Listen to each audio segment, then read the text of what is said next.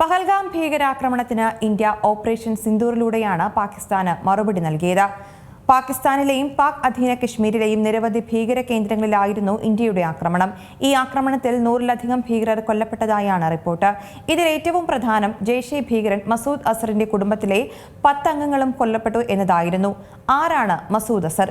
ജെയ്ഷെ മുഹമ്മദ് എന്ന ഭീകര സംഘടന സ്ഥാപിച്ച കൊടും ഭീകരനാണ് മസൂദ് അസർ.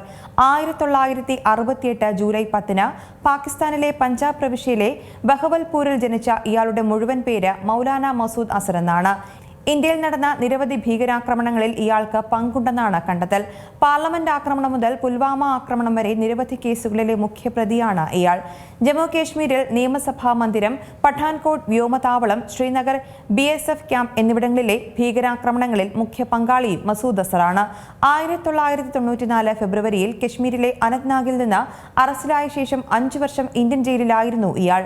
1999 ഇന്ത്യൻ എയർലൈൻസ് വിമാനം പാക് ഭീകരർ കാണ്ഡഹാറിലേക്ക് തട്ടിക്കൊണ്ടുപോയി യാത്രക്കാരെ ബന്ദികളാക്കിയതോടെ ഒമർ ഷെയ്ഖ്, മുഷ്താഖ് സർഗർ എന്നീ ഭീകരർക്കൊപ്പം അസറിനെയും മോചിപ്പിക്കാൻ ഇന്ത്യ നിർബന്ധിതമാവുകയായിരുന്നു.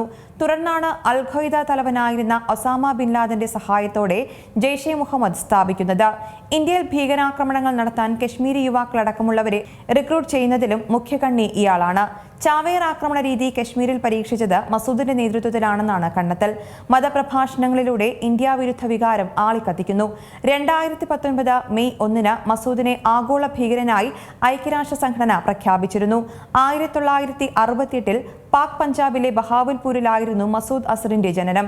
സോവിയറ്റ് അഫ്ഗാൻ യുദ്ധത്തിൽ സജീവമായിരുന്ന ഭീകര സംഘടനയായിരുന്ന ഹർക്കത്തുൽ അൻസാറിലൂടെയായിരുന്നു ഇയാളുടെ തുടക്കം. തുടർന്ന് 1998 സംഘടനയുടെ ജനറൽ സെക്രട്ടറിയായി. കശ്മീരിൽ ഭീകരപ്രവർത്തനം നടത്താൻ ഹർക്കത്തുലിന്റെ പിന്തുണയുണ്ടെന്ന് 1998 US രഹസ്യാന്വേഷണ ഏജൻസി കണ്ടെത്തിയിരുന്നു.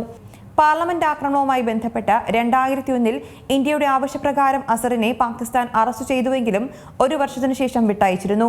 ഓപ്പറേഷൻ സിന്ദൂറിലൂടെ മസൂദ് അസറിന്റെ ബഹാവൽപൂരിലെ വീടാണ് ഇന്ത്യൻ സൈന്യം തകർത്തത്. ഇയാളുടെ 10 കുടുംബാംഗങ്ങൾ ആക്രമണത്തിൽ കൊല്ലപ്പെട്ടതായാണ് സ്ഥിരീകരണം. ജെയ്ഷയുടെ ആസ്ഥാനമായി പ്രവർത്തിച്ചിരുന്ന ബഹാവൽപൂരിലെ സബ്ഖാൻ അള്ള മസ്ജിദും ആക്രമണത്തിൽ തകർത്തിട്ടുണ്ട്. പുതിയ വാർത്തകളും വിശേഷങ്ങളും ഇനി വിരൽ തുമ്പിൽ. എല്ലാ ഡിജിറ്റൽ പ്ലാറ്റ്ഫോമുകളിലും ഇപ്പോൾ സീ മലയാളം ന്യൂസ് ലഭ്യം.